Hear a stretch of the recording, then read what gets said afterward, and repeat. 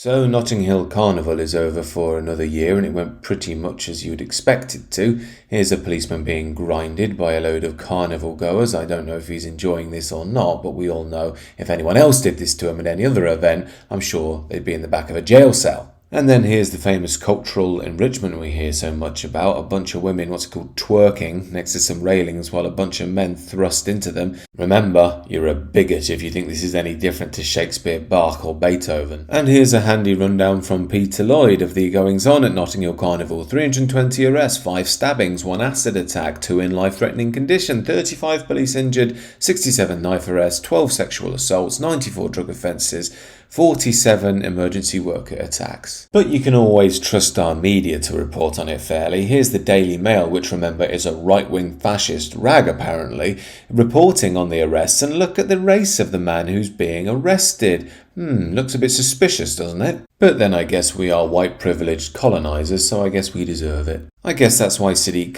who says he's terrified to be a Muslim in modern Britain after the riots, says there were fantastic scenes at Notting Hill Carnival, not mentioning any of the violence at all. And here's Keir telling us he won't tolerate a breakdown in law and order in any circumstances.